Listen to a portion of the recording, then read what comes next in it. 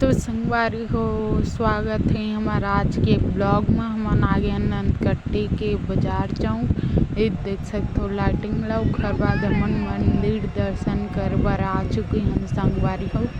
बड़े मंदिर हरे देख सकत हो। और आप मन वीडियो के माध्यम से सबो देवी देवता के दर्शन कर सकते हो।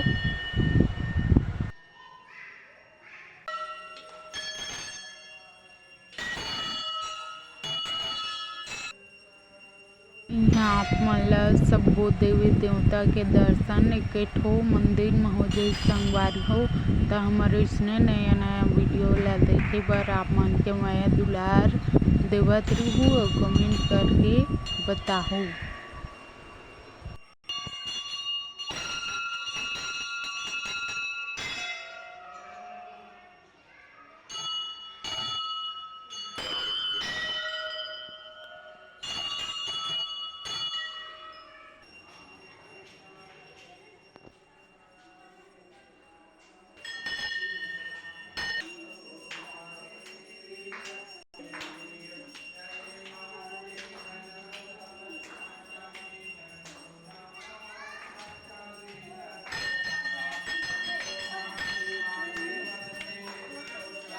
दर्शन करे के बाद हम आ गए हैं संगवारी हो गुपचुप खाए बर। देख सकते हो यहाँ के गुपचुप बहुत अच्छा लगते हैं हमला। तो कौन कौन खाओ यहाँ के गुपचुप कमेंट में बताओ संगवारी हो।